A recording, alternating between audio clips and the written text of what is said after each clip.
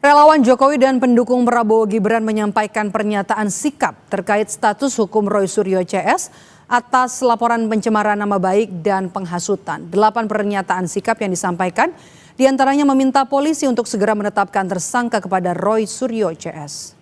Tangkap teroris! Tangkap teroris! Tangkap teroris! 8 pernyataan sikap relawan dan pendukung Prabowo Gibran disampaikan Wakil Ketua Umum Jokowi Mania Andi Azwan. Dari 8 pernyataan sikap diantaranya meminta aparat penegak hukum bertindak tegas dalam menyelidiki kasus Roy Suryo CS. Relawan juga mendesak Polda Metro Jaya untuk menetapkan status hukum kepada Roy Suryo CS.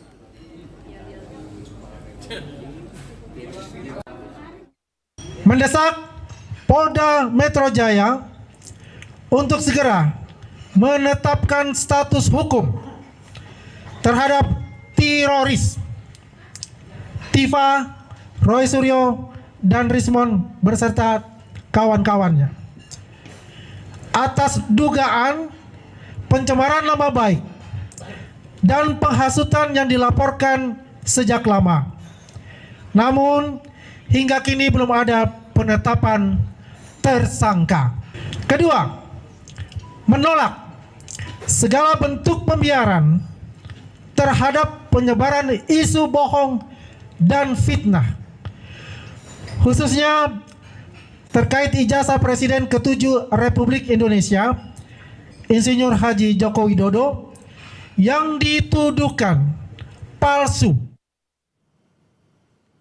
Sementara itu menanggapi desakan para relawan Jokowi dan Prabowo Gibran, terlapor kasus pencemaran nama baik Rismon Sianipar bilang hal itu merupakan hak mereka yang dilindungi konstitusi.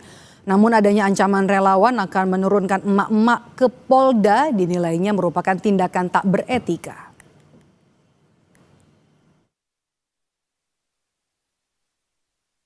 Itu merupakan hak mereka untuk berbicara, itu dijamin oleh konstitusi kita. Tetapi dengan cara mengerahkan 500 emak-emak ke Polda Metro Jaya untuk mengintimidasi Polda Metro Jaya agar secepatnya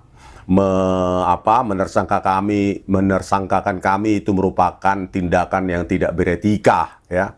Ya, kami mengeluarkan buku, ya, Jokowi's White Paper, yang isinya secara saintifik bisa dibuktikan, diuji oleh orang lain. Harusnya itu diikuti oleh para relawan Jokowi ini, ya, dengan cara-cara yang beradab dan cara-cara ilmiah. Kasus pencemaran nama baik Jokowi yang bergulir di Polda Metro Jaya dengan terlapor Roy Suryo CS akan jalan di tempat. Yang terakhir, polisi memanggil Roy Suryo pada 28 Agustus lalu, sementara 2 rekannya yakni Rismon Sianipar dan juga Dr. Tifa terakhir diperiksa Polda pada 20 dan juga 21 Agustus 2025. Memasuki bulan ke-6 sejak Jokowi melapor ke Polda Metro Jaya, hingga kini belum ada penetapan tersangka. Kita bahas petang ini bersama dengan kuasa hukum Roy Suryo CS, Ahmad Hozinuddin, dan juga ada Wakil Ketua Umum Jokowi Mania, Andi Azwan. Selamat petang Bapak-Bapak dengan Maidop. Ya, selamat petang. Oke, saya mau ke Bung Andi terlebih dahulu. Bung Andi, sebelum kemarin ya, Anda dan juga kawan-kawan menggelar konferensi pers. Apakah sebelumnya sudah mendapat informasi terbaru dari penyidik soal status Roy Suryo CS? Ya, untuk status itu saya mendapat informasi dari saksi ahli terakhir dan kami itu sudah selesai pemeriksaan terakhirnya dan mendapat kabar lah kira-kira kemungkinan, ya, kita akan menyerahkan semua kepada penyidik, ya, yaitu mungkin pertengahan Oktober itu status hukum itu sudah bisa, katakanlah gelar perkara itu bisa dilaksanakan gitu. Karena semua saksi-saksi itu sudah diperiksa oleh para penyidik, ya. Jadi kita lihat saja seperti apa. Memang ya teman-teman ini juga merasa bahwa ini begitu lama gitu, drama-drama ini terjadi. Katakan sudah hampir 6 bulan sejak Pak Jokowi melaporkan pencemaran nama baik tersebut, ya. Dan memang juga kita menyadari bahwasannya banyak alat bukti dan banyak saksi-saksi yang diperiksa dan sangat intensif dan juga berhati-hati. Kalau kita lihat juga kejadian kemarin yang terjadinya ada apa namanya demonstrasi di Palembang itu ya salah satu juga kemungkinan yang menghambat dari kerja-kerja dari pihak penyidik ya terhadap kasus ini. Tapi ya kita seperti ketahui bahwa kita masyarakat semua ini jenuh lah dengan kondisi-kondisi seperti itu ya seperti ada suatu pembiaran dan sebagainya. Makanya kita akan membuatkan barisan kita dan meminta kepada Polda Metro Jaya untuk segera menerapkan status ini ya tersangka atau KSP3 biar status hukumnya itu jelas gitu di mata masyarakat juga. Jadi tidak ada polarisasi kembali yang terjadi di masyarakat kita. Begitu, Dok. Oke. Saya mau ke Bung Hosinuddin. Oke, mendesak untuk penetapan status tersangka begitu ya, tapi juga mengancam akan membawa emak-emak juga ke Polda Metro Jaya. Menurut Anda, Bung Hosinuddin? Ya, baik. Bismillahirrahmanirrahim, saya ingin menyampaikan 3 poin ya, menanggapi konferensi pers yang disampaikan oleh pendukung Jokowi begitu. Yang pertama, saya katakan bahwa konferensi pers ini tidak bernilai secara hukum karena orang-orang yang melakukan tidak memiliki legal standing bicara soal pencemaran yang saat itu dilaporkan oleh saudara Joko Widodo di 30 April 2024 yang lalu. Setidaknya baru memiliki nilai jika itu disampaikan langsung oleh saudara Joko Widodo selaku pelapor atau kuasa hukumnya yang memang ditunjuk untuk mengurus urusan itu. Adapun hal-hal yang lain yang dilaporkan misalkan oleh Peradi Bersatu yang dulu melaporkan juga klien kami yang kemudian terbukti bukan Peradi Bersatu, ya nilai cumanan ini tidak dalam konteks pencemaran. Jadi tuntutan terkait pencemaran itu tentu saja tidak memiliki bobot hukum karena bukan disampaikan oleh pihak yang melaporkan yang punya kewenangan langsung apakah dirinya merasa direndahkan serendah-rendahnya, dihinakan sehina-hinanya karena disebut ijazahnya palsu. Yang kedua, dalam konteks proses dan prosedur, saya kira Bung Andi Azwan juga harus periksa dari keseluruhan persoalan, bukan hanya saksi yang diajukan oleh penyidik atau saudara Joko Widodo. Sementara saksi-saksi di pihak kami belum di cross check apakah sudah diterima atau diperiksa. Sekedar konfirmasi kepada media dan seluruh masyarakat bahwa saksi-saksi kami itu masih ada yang belum diperiksa, baik saksi fakta maupun ahli begitu. Ahli yang kami sodorkan itu baru yang diperiksa adalah dari Aji ya Mas Lukas Luarso, yang kemudian kami juga jadwalkan ulang ahli dari media begitu terkait jurnalistik Bambang ya Mas Bambang Harimurti dari Tempo yang pernah menjadi wartawan Tempo maksud saya. Wartawan Sinar untuk menjelaskan dan pernah dijadwal tapi karena peristiwa 25 Agustus yang lalu sempat tertunda dan sampai hari ini belum ada jadwal. Kemudian pemeriksaan Rismon Sianipar yang tadi di 21 Agustus yang lalu juga sudah mengajukan permohonan dan sudah diterima oleh penyidik untuk menghadirkan ahli dalam proses penyidikan. Setidaknya pertama ahli pidana ada 2 orang yang telah dipersiapkan, yang kedua ahli linguistik forensik yang sudah kami siapkan, dan yang ketiga ahli ITE. Ini berkaitan dengan pasal-pasal yang dituduhkan dan perlu juga tafsiran tentang unsur-unsur pasal itu dari pihak kami. Dan sampai hari ini belum ada panggilan lanjutan, sehingga sangat kesusu ya kalau orang Jawa bilang, ini terburu-buru begitu ya, prematur sekali tuntutan untuk meningkatkan status orang yang apalagi kita harus menghormati asas praduga tak bersalah. Ini seolah-olah kawan-kawan ini mau mendahului penyidik, padahal proses dan prosedur serta tahapan dalam pemeriksaan penyidikan itu belum selesai. Nah, poin yang ketiga yang paling penting adalah setelah klien kami Roy Suryo bersama tim mendapatkan salinan resmi ijazah fotokopi yang dilegalisir yang berasal dari KPU yang itu milik saudara Joko Widodo, itu justru makin menguatkan bahwa penelitian yang dilakukan oleh Rismon Sianipar dan Roy Suryo itu pada objek yang sama. Karena ijazah yang resmi diberikan KPU kepada Roy Suryo dan timnya itu ternyata fisiknya sama atau identik dengan ijazah yang selama ini sudah diteliti atau setidaknya sama dengan apa yang diupload oleh Dian Sandi yang diklaim sebagai ijazah asli saudara Joko Widodo yang belakangan dia mencabut klaimnya. Dan ini juga menjadi konfirmasi bahwa ternyata masalah ijazah palsu ini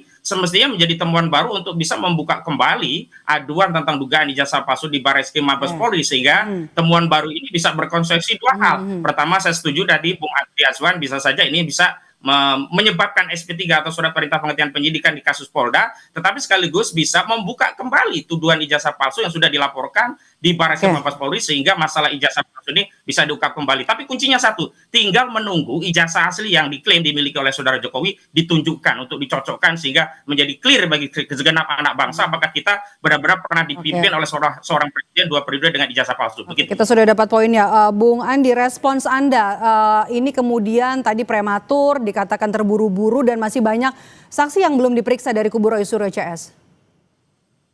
Ya, itu kan pendapat dari ahli hukumnya, pengacara yang sah-sah saja untuk bisa membela kliennya. Yang jelas apa yang kita ketahui ya, kita juga mempunyai hak untuk meminta bagaimana sih perkembangan dari status ini. Kalau dia katakan ada novum baru mana, mereka sendiri tidak melihat ya, ijazah asli dari beliau seperti apa. Kalau dia katakan dia mendapatkan dari KPU ijazah yang digunakan pada ijazah legalisir ya yang digunakan pada saat itu ya pasti akan sama. Itu juga yang keluarkan institusinya UGM kan, bukan dari pasar pramuka kan begitu ya. Kalau melihat bahwa saksi ahli kita semua sudah diperiksa. Kalau saksi ahli dia diperiksa atau tidak kan saya tidak tahu. Yang jelas apa yang terjadi itu ya dengan kondisi yang katakanlah sudah berjalan ya. Ya kita pengen cepat. Bang Andi saya potong, maaf. Begini, kalau sampai sekarang belum ada penetapan tersangka walaupun kasus ini sudah naik ke penyidikan, itu artinya belum ada alat bukti yang kuat untuk menjadikan Roy Suryo CS tersangka atau ada faktor lain Anda melihatnya? Jadi begini, kan faktor lain itu adalah kan terjadi kerusuhan itu ya, demonstrasi besar-besaran itu. Yang jelas itu menguras para penyidik ya, pikiran ya, dan tenaga para penyidik terutama dari Kamek lah untuk itu kan semuanya kan berkonsentrasi ke sana ya kan. Nah ini kan sudah berjalan ya, itu alat buktinya banyak loh Mbak, alat buktinya lebih dari kira-kira hampir 500-an itu alat bukti, 100 orang lebih yang sudah diperiksa ya, sebagai saksi ahli maupun saksi pelapor ya dan sebagainya ya. Kalau itu yang dikatakan oleh Sinudin ya sah-sah saja untuk itu. Yang jelas itu ada pembuktiannya nanti ya setelah dilakukan oleh penyidik ya. Gelar perkara itu yang kita tunggu-tunggu. Kapan ini gelar perkara ya kan? Kalau gelar perkara sudah dilaksanakan kita sudah jelas tuh ya gimana hukumnya. Dan juga kalau kita katakan bahwasannya tidak punya legal standing, ini kan selalu dikatakan legal standing. Di dalam kita sudah dapat poinnya, Bung Husainuddin. Bang Andi, kita mau ke Bung Husainuddin. Dari pemeriksaan terakhir klien Anda di Agustus kemarin, apakah kemudian penyidik sudah mengarah ke penetapan tersangka kepada klien Anda? Oh, masih jauh ya. Pokok persoalannya itu adalah bahwa saat klien kami diperiksa dan minta ditunjukkan ijazah yang konon sudah disita oleh Polda Metro Jaya, penyidik tidak bisa menunjukkan itu dan konon kata penyidik itu diperiksa ulang di Barreskrim Mabes Polri. Nah, dalam kesempatan ini saya ingin tegaskan begini, klien kami tadinya berpikir bahwa ijazah yang dipegang Jokowi itu berbeda, sehingga ada kemungkinan kesalahan analisa atau kesimpulan baik dengan level analisis ya, level error analysis ataupun dengan pendekatan digital forensik yang dilakukan oleh Rizmon Sianipar dan Roy Suryo. Tetapi begitu kami mendapatkan dokumen dari KPU yang dilegalisir yang fisiknya ternyata sama seperti yang diunggah Dian Sandi, maka klien kami tambah ya yakin dengan kesimpulan memang ijazah ini bermasalah. Sekarang tinggal kita tunggu ya sikap negarawan, keberanian saudara Joko Widodo untuk menunjukkan ijazahnya. Kalau ijazah itu ternyata sama dengan yang dilegalisir, walaupun secara substansi kami meyakini sama, tapi secara formil kan kita memang harus melihat ijazah yang dipegang Jokowi langsung. Maka kalau ijazah itu ditunjukkan sama, ya sudah, kesimpulan klien kami tidak akan berubah bahwa ijazah itu palsu dengan penelitian sudah dilakukan oleh klien kami. Dan kalau ijazah itu palsu berarti berkonsekuensi pada dua hal. Pertama itu berkonsekuensi penghentian penyidikan di Polda yang dilaporkan oleh saudara Jokowi, sekaligus itu membuka kembali penyelidikan di Barreskrim yang selama ini sudah dihentikan dengan tidak transparan, yang sampai hari ini juga Barreskrim tidak pernah menunjukkan wujud ijazah asli yang diklaim asli milik saudara Joko Widodo. Begitu.